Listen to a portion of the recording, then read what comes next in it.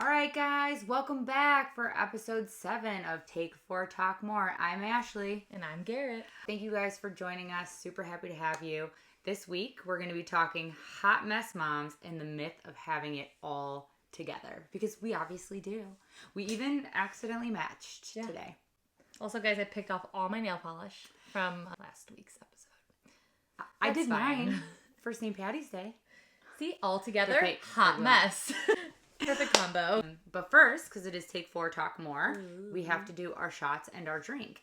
And in honor of St. Patty's Day, we are going to be taking shots of Jameson whiskey. I got the black barrel, so you don't have to be as fancy as us, but I thought we would. I just don't think that label's going to make it any better for me. No, I'm not a whiskey girl. It's actually, if you look in like my profile on our Instagram, it's one of my pet peeves, people who like whiskey. I don't like whiskey, so I'm hoping this drink ends up being good. As we saw last week, though, when you get into the drink, eventually it starts tasting good either way. Yeah, it's fine. Everything's fine. Yes. We're going to try this. You want to open it? All right. Do the honors. Ooh, I love that. Okay, All right. a little sippy. Glug, glug, glug. Oh, God. This is going to be... Oh! Don't worry about it. Just keep going. I just spilled it on the whole bed. Sip a little whiskey. It's fine. Everything's fine, right? Everything's fine. I did bring limes. Is that better than lemons for... That for this drink it is, I think. Okay. Yes. I can't believe I did. All right. We've got this. Wait. To being moms that have it all together. All of the time. All of the time. Oh, yeah. Don't forget. Give me that lime. Oh, I couldn't even swallow it. It's not that it's bad. If you like whiskey, it's probably really delicious. I don't know if I'd go that far. I mean, actually, it's not as, like, burny as I was thinking it was going to be. So, quick story time. My wife and I went to the Jameson distillery in Ireland, and we went on the tour, and they give you like little tastings of different whiskeys, and Jameson is one of them. And then they ask you to like rank them, and Jameson for pretty much everyone came out on top because it's supposedly really smooth. And I'm not a whiskey person, so we got to do too. Eric likes whiskey. He'll drink it like, sorry, I corked it again, but Isn't it fun? It's so fun. This one's gonna really, really hurt. All right, yeah. You don't have to. Yeah. Oh no, you're going all the way. Oh. Okay. Good night, princesses. Yes. Ooh, this is gonna be really hard to swallow. Okay, ready? Yeah.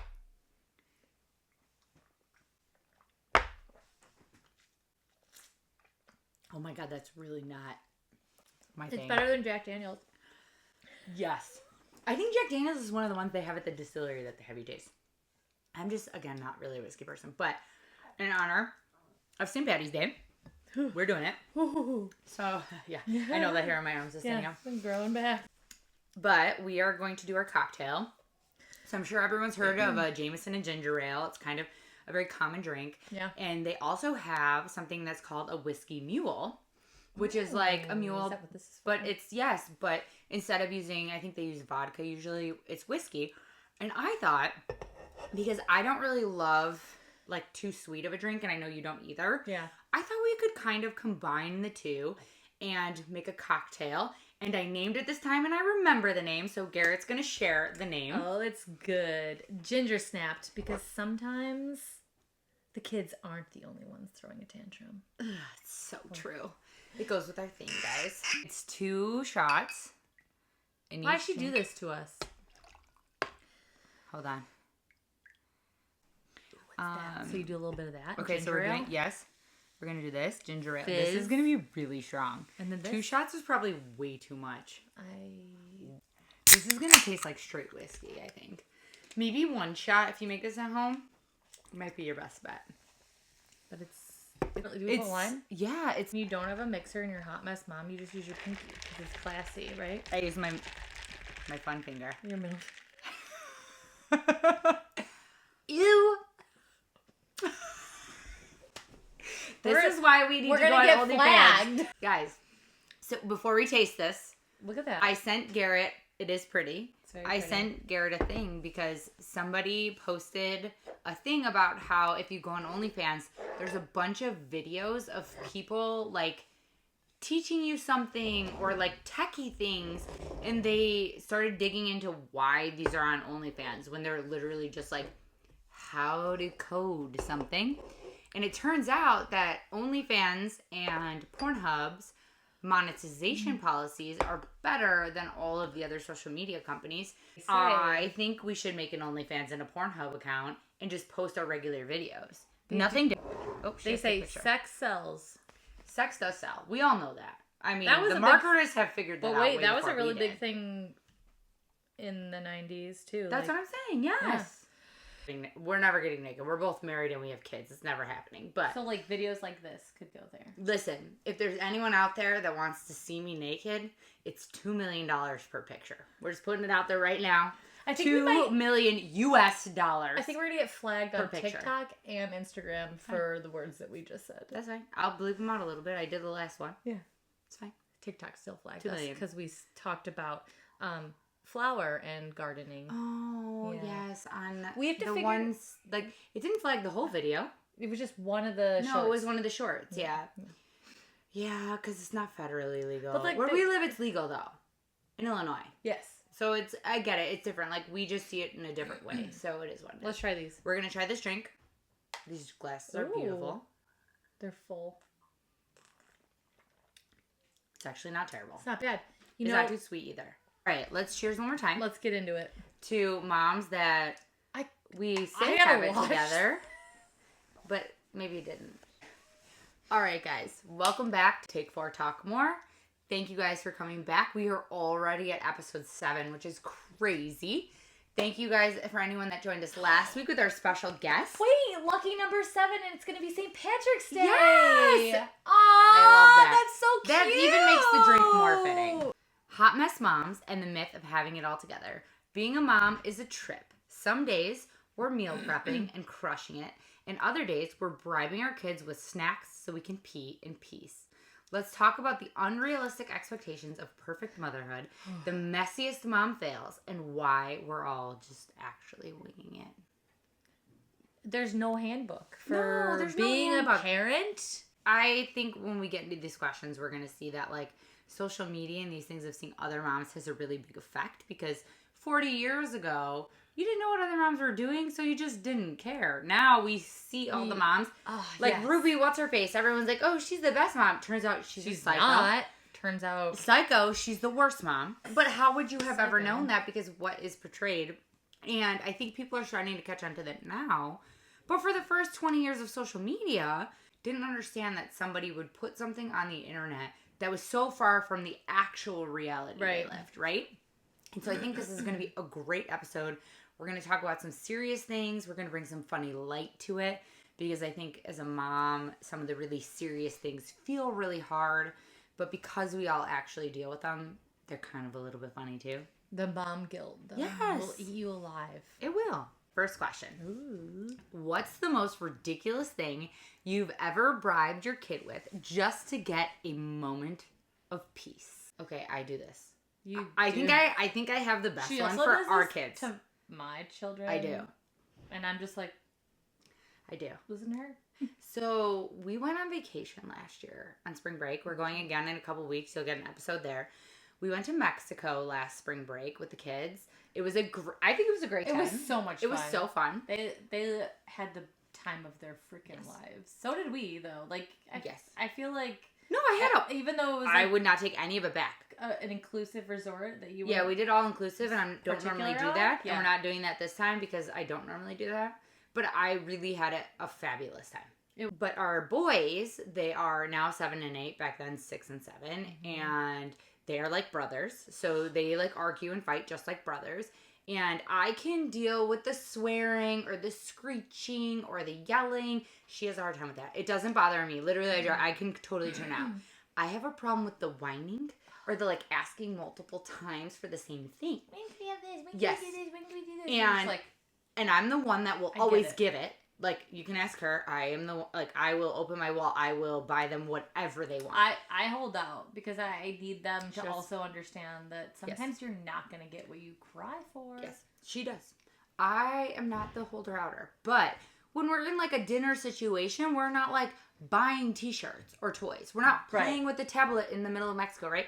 So I told the boys when we were going, I said, if you guys fight less than normal, I will buy you 3D printers. Oh, when we get back from Mexico. I bribed them with 3D printers.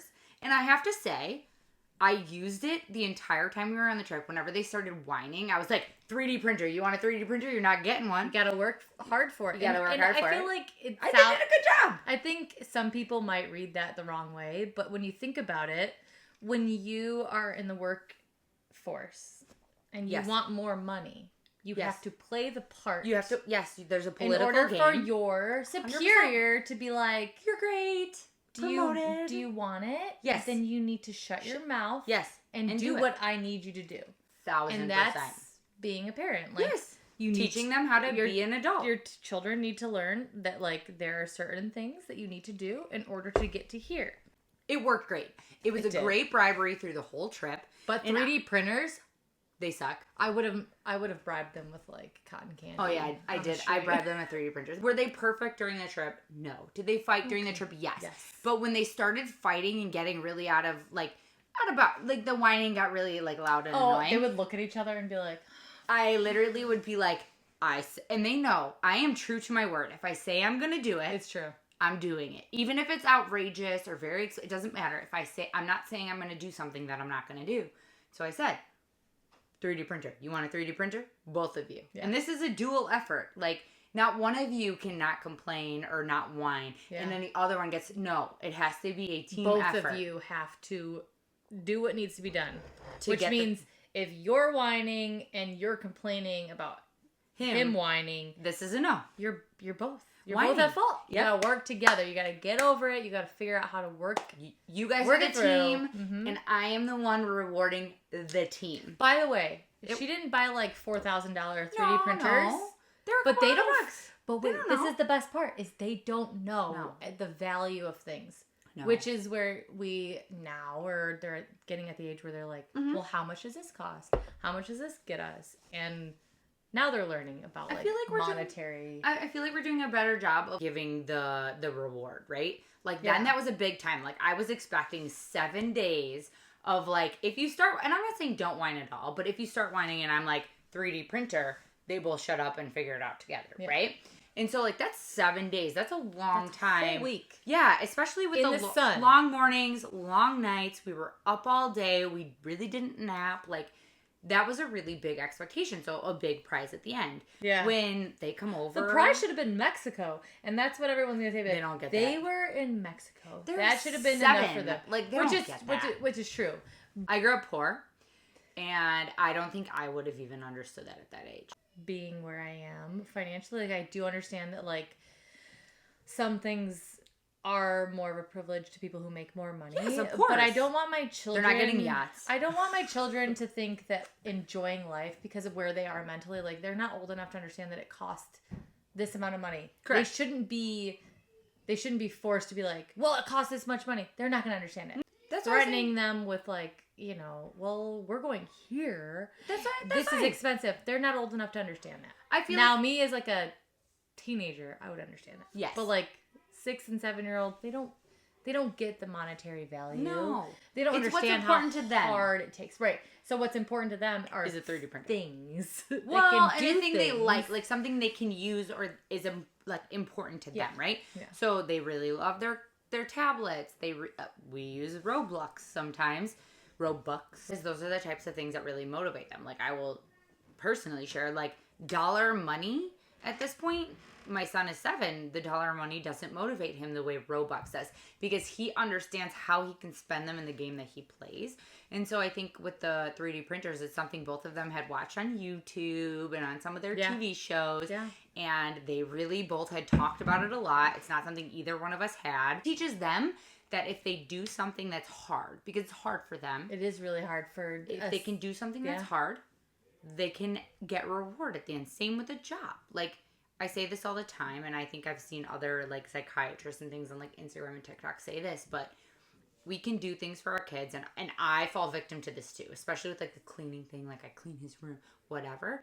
Like, yeah, it feels really good for a kid to have that done for them, but there is nothing better than the feeling of doing something that's really hard and getting really upset about it, and your parent saying, hey, I would love to help you, but I'm not going to help you. Not because I don't respect you or not because I don't want to help you, but because there is a feeling you get when you do something that's really difficult that you think you can't do, and you do it, and then eventually you figure it out and you win. That feeling of doing something really hard that you didn't think you could do, and then you win and you get it. Yeah. There is nothing better than that feeling. So I tell my son that I am not going to take that feeling away from him, and that I want him to try as hard as he can because I know that he can do it. Mm-hmm. And yeah, that's great, but I'm not doing it for him because I want him the opportunity to have that feeling. And I feel like with the 3D printer, I gave them that opportunity, and I feel like they really delivered. They really did, because they also worked a lot on, like, working together. I'm being like, listen. Yes, because it wasn't just one. Whatever the argument was over a ball or a game they were playing, it wasn't worth it for them to argue. Yes. And that's when they realized it. They're like, sure, the end goal is the same for both of us, and neither of us will get it if we don't figure out how to, like, at least keep us out of it. I told them. I was very honest. That's why I say they could fight. My just not with us. My big saying at home is, don't freak out. Yes. Figure it out. Yes. And I will help you. I will always help them. Like, emotions are hard, especially, like, this age. Their testosterone is, like, bubbling up in their tiny little bodies, and they're just like, yes. But they can do it. They can. They don't the motivation to do it. And sometimes every child is different, so they don't all have the same amount of confidence or patience with themselves. Yep. But they have to figure out how to work with each other when they don't have the same. Because you're going to get into the workforce, and you're going to work with people who literally have zero patience. Tons of patience. A lot of work ethic. Or none. Like, you never know. I feel like it was a great exercise for them. I really do. It worked out really great. I think as moms, especially moms that have it together or that are critical. Perfect, and we see this on Instagram, like, we've done this, like, weird thing where it's like, as a mom, you always want to intervene, you always want to help. But I really think that it's critical to allow the kids to have their own time to figure it out together. Even though they're going to figure it out in a way that's not the way you wanted to. Maybe they're going to punch each other in the face. Trust me, at 7, they're going to cry long before they actually hurt each other. Yeah. You're going to be able to get involved long before anything really bad happens, right? Maybe when they're teenagers, a little different of a story. But when they're that little, they're going to come screaming and crying to you before it gets that bad.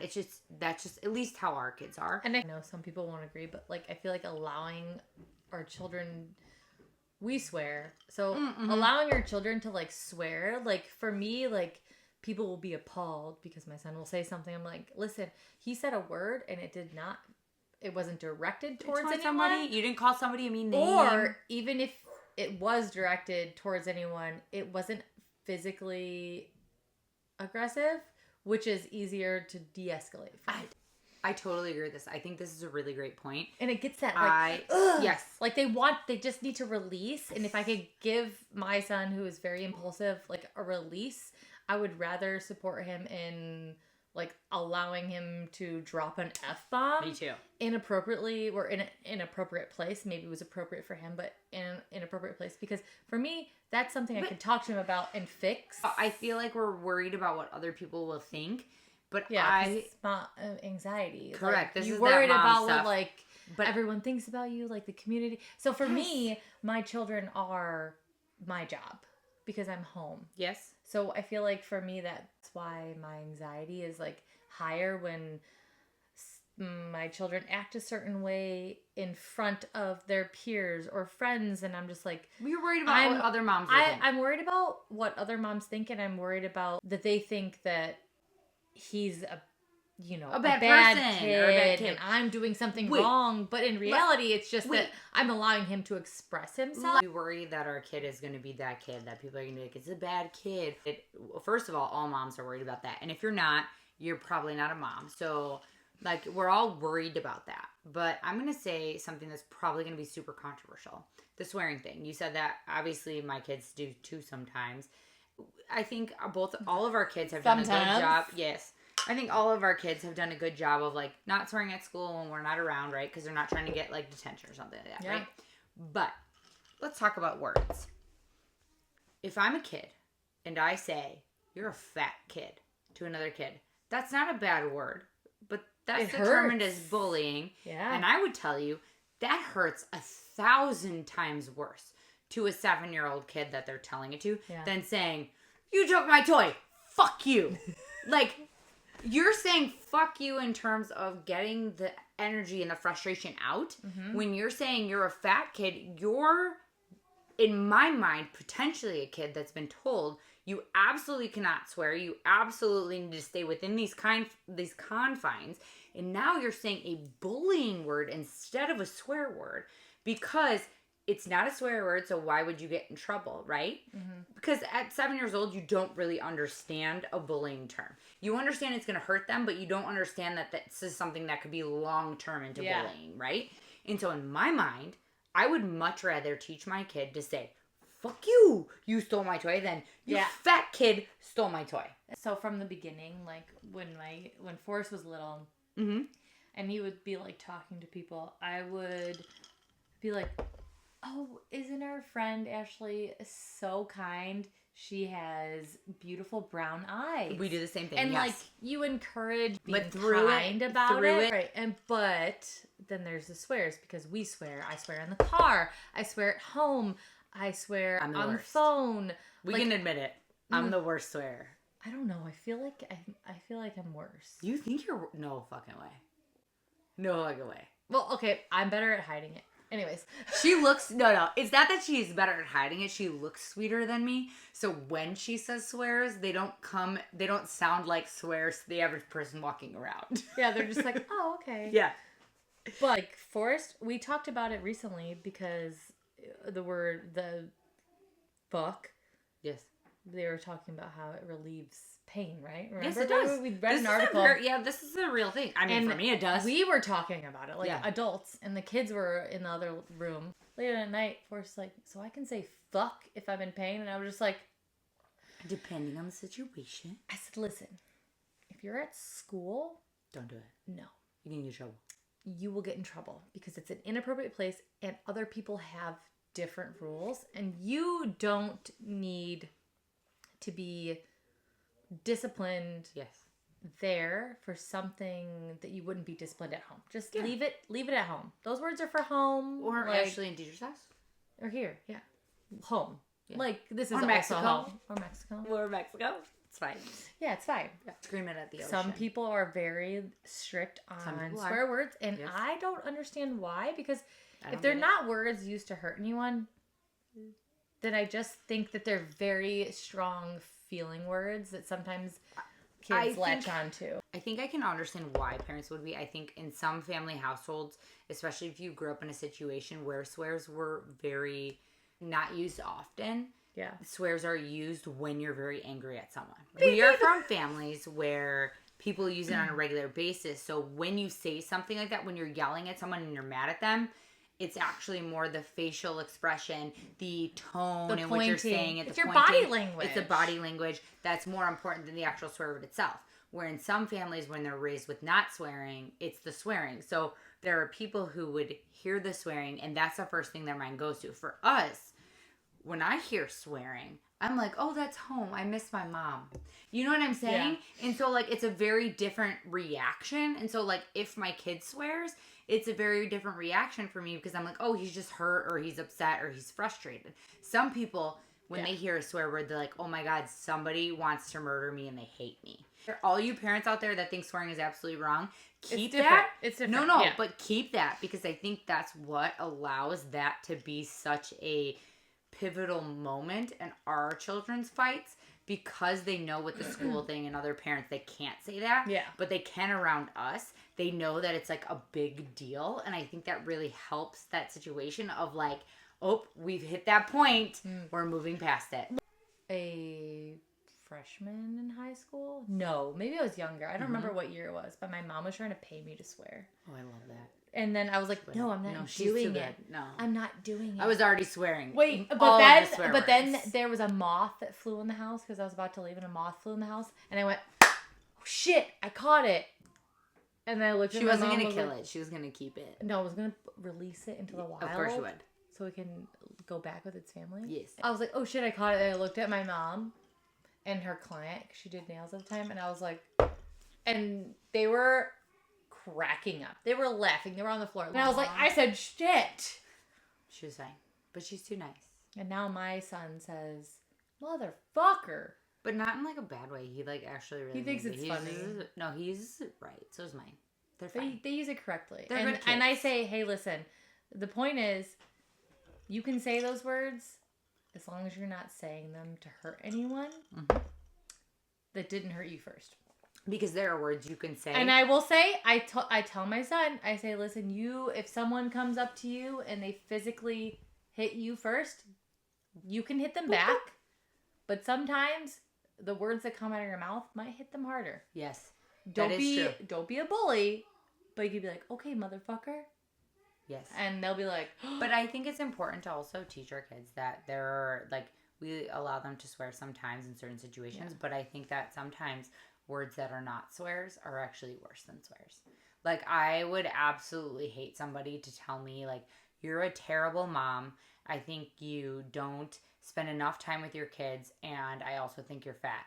That right there would absolutely devastate me. If somebody called me a fucking cunt, I would laugh and I would be continue drinking. Why, yes, I am. So that goes to why I allow the swearing and the type of words I do in my house, because I think that intention is very much the root of it. And I do believe that intention is the most important part with any word. It doesn't matter if it's a swear word or not a swear word, because at the end of the day, I think the intention is the part that really matters. It's really easy to stub your toe. Intention is very important when it comes to swearing and how people perceive it. This is where I think intention is so important, because I think you have to teach your kid that their intent behind the words. When you're very angry, it's probably better to say, shit, fuck, just don't talk to me, than it is to say, you're an absolute piece of shit. I don't ever want to talk to you again. And I think you're a fat and terrible person. Right? Like, those two sentences are really different, even though your feelings are kind of the same, and your words, we word vomit when we're upset. Wait, so the school Forrest goes is be responsible, be respectful, and I can't remember. But responsible and respectful? Pretty good. I'm going to share my parenting philosophy. And my son knows this. If you ask him this, he will tell you. But I tell my son a couple things. I tell him, what is my number one priority with parenting you? And he will tell you, my number one priority is to keep you safe, period. To keep you out of harm's way and to keep you safe is my number one priority. Yep. If something that we do or a decision that someone makes is not going to keep you safe, I will not allow it to happen, period. My number two priority with him, both my kids obviously, but with him when I'm talking to him, because he's the only one who understands. Yes. My other one is only 3. My number 2 priority is to make you a good person. So if something is going to make you a good person, but it's not going to keep you safe, we're not doing it, right? My number 3 is to ensure that you are happy and that you like me. Yeah. So if we're doing something or someone says something to parent him, whatever, and it is going to keep him safe and it is going to make him a good person, but it doesn't make him happy, it doesn't matter, because the first 2 priorities take precedent. So every decision that we make, everything that we do, is in that order. You're going to be safe, right? Period. You are then going to become a good person, and then you're going to love me, and I'm going to make you happy. Because if you're not safe, you will never reach happiness. You will never reach happiness. And if you are not a good person, maybe you will be happy, but you can't make anyone else happy. And we are human beings that live in a very communal society. And if you can't make other people happy, then you might be happy, but what kind of community and life will you ever live? At what cost are you gaining happiness from? So those are our 3 things. Teaching them how to achieve their own happiness and confidence at no one's expense. At no one's expense. They need to find. Ask him what my 3 priorities are. I need to, because I don't do that with Forrest. I do tell him that, like, I may not always give you what you want. Yep. But me and your dad will always, as you long care as you're about under our roof, we will always give you what you need. Yes. In order to be happy, healthy, and grow. I feel like telling him my priorities. Yeah. Of like what's important for him to have for me as a parent has really helped, because especially my son is struggling with reading, right? Yeah. And getting him to do his reading homework has been really difficult. And he's 6 to 8-year-old boy is struggling with reading. And so when I'm like, it's not struggling. It's only struggling because it's hard for him. Like he feels like it's a struggle. But I'm saying that, like, it's the box that the community puts the big box that everyone's like, they need to be here and here. Yes. Listen, 100%. They'll be there. He goes to public school. Also, same with potty training. People are like, oh my God, my son was potty trained at 6 months old because I made him pee in a magic hat. And you're just like,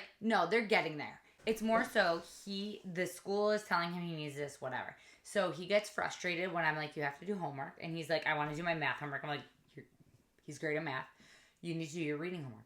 I don't want to do my reading homework. I'm like, we're going to do your reading homework. And he's like, he starts getting really angry. And I sit him down and I'm like, what are my priorities for you? What's number one? And he's like, to keep me safe. And I'm like, to keep you safe. Is doing your homework or not doing your homework keeping you safe? He's like, both is keeping me safe. It doesn't matter. Like, neither one of those will keep me not safe. I'm like, okay. Is doing your reading homework making you a good person? And he's like, and I'm like, can a person be good without reading? Yes, probably. But can you be a better person if you can read on the subway screen if somebody needs to take the right train and they're going towards the wrong train? And he goes, yeah, I guess that makes me a better person. Forrest isn't there yet with, like, the understanding. This is why I bring this up to him very often, because these 3 things I think are very important to me. And I think we all as parents want to teach our kid to be a good person, but how do you tell them that you're teaching them to be a good person? What is a good person? Yeah. We expect them as little human beings to understand what a good person is, but I think that comes with time, but I think if you tell them, like, you need to have this skill, because if somebody's in this position and you want to be able to help them, because our kids are good human beings. Yeah. They're obviously not bad people. They're going to be good people. They're like, I want to help them.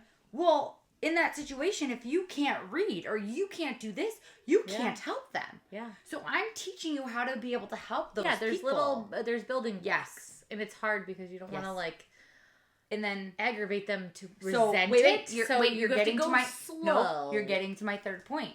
So then he gets frustrated because he's like, it's still very hard and I don't want to do it. And I say, you're very upset with me because I'm making you do this, right? And he said, yeah. And I said, my 3rd most important rule is that I want to make sure that you love me and you feel loved. In this moment, you might not love me because you're upset that I'm making you do something you don't want to do. Yeah. But do you know that I love you? Yeah. And he goes, shit. Yes.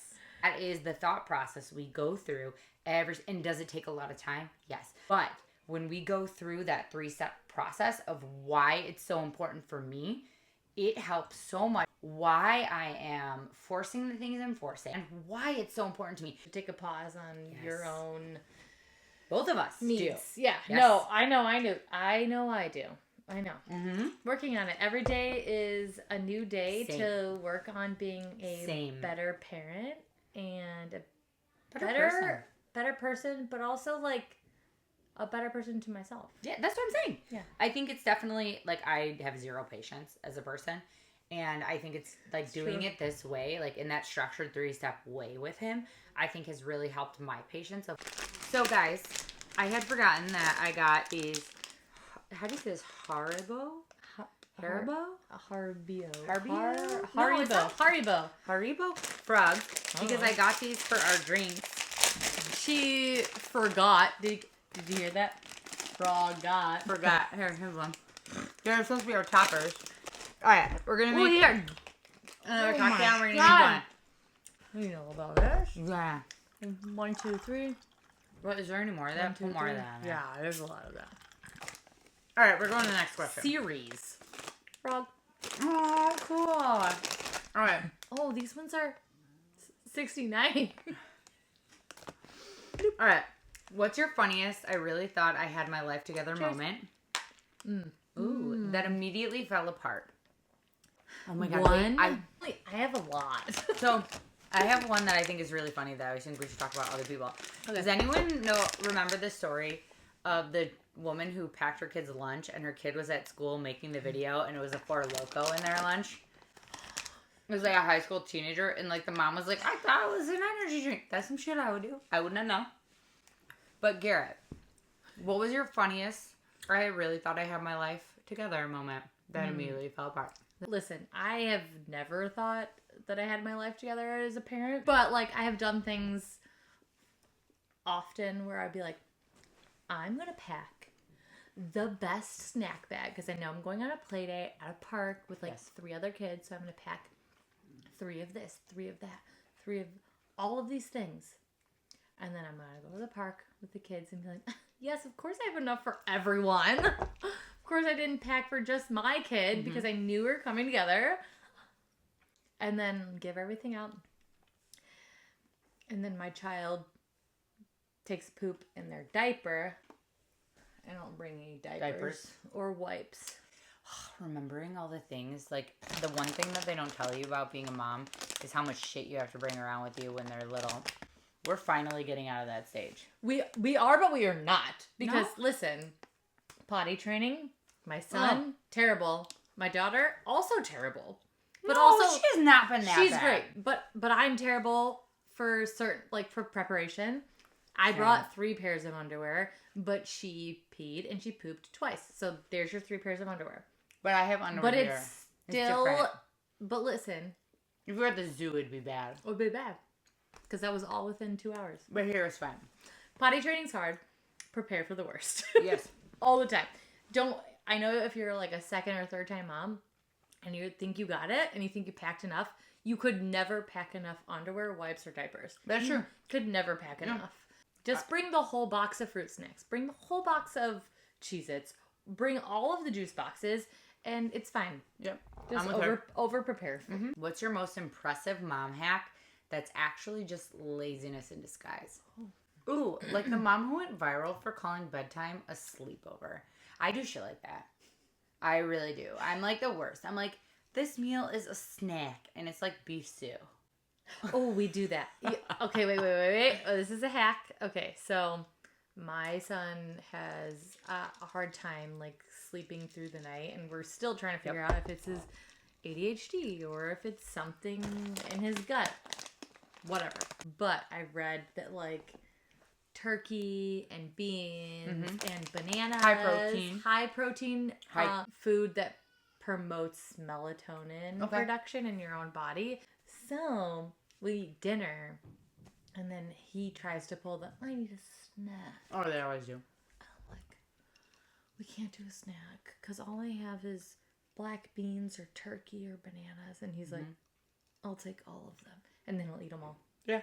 And at least I know that he's from what he knows it's a snack. It's a snack. I love that. It's a snack, but it's also a snack that will make him sleep. I think my other mom hack is definitely if you're going on vacation, bribe your kids with something big at the end. So then the entire vacation you can threaten them with that big thing. It really actually works. Like I know people are like, that's crazy, you're a terrible mom. Fuck you. It worked great. I'm different. Like for certain things, I'm like not monetary, but like privilege. Like at home we do. That's a good one. We do time. Money. Yeah. Versus minutes. Yeah, like so, and those are not. They're not easy. So like, the minutes is harder to earn. The money is different. It depends on what you do. But it motivates him to like want to try and like he does it with ease. Listen. And I'm like, hey, look, you just did that. You made your bed in less than 2 minutes. Yes. You didn't cry. It didn't hurt you. You're not dying. What's a toy or kids show that you genuinely hate but are forced to endure daily? No. Oh my God, Cocomelon, which I know Fuck is like Cocomelon. really bad for kids or whatever because they purposely try to hook your kids. Yeah. But like for a working mom on a Saturday morning when you're also trying to clean the house, you can like put your kid on it for an hour, but then trying to get them off of it is like literally the worst. No, I don't endure that daily though. I loathe Cocomelon. How long has Cocomelon been around? Let's see. 2006. Cocomelon has been around for almost 20 years. And then like it's been around so long, there's like scientific studies about it. There's like it does this to the kid's brain rot, which is a lot of things our children are into. There's Cocomelon, sure, you can avoid Cocomelon, but there's everything else. But what about like Miss Rachel? Does that kill you? No, because her production and her thing is very much like... I'm not saying it's not good for kids. I'm saying it's not good for me. Miss Rachel's great for me. She hot. No, Miss Rachel may come across as like high pitch and like may hit your brain in the wrong way. I don't care about that. Repetitive in the singing, but like... I'd just rather watch Love is Blind. Same. But Miss Rachel versus Cocomelon... Miss Rachel is better for your kid, her speech and like the way that it's filmed, even better for my brain. 100% better for your child's brain. It might be annoying for you because you're like, because Forrest will even say that to me. So I'm like, stop talking to me like Miss Rachel. Like, we're done now. But they listen. It's like the tones that you hit. Yes. Whereas Cocomelon's like, but you're also being like fake happy. The only thing that worries me about the Miss Rachel situation is you're being like fake happy in situations you might not want to be. I don't think that you've seen all of her episodes. So I don't pay attention. She probably does. And Emily's Wonderlab, like those two women. Oh, Emily's Wonderlab is good. Yeah. On YouTube, those are my favorite. Like my favorite YouTube mom stars. We like Go Danny Go. Oh, Bryson Go Danny Go's really likes the brain breaks because they like run and do this. Yes.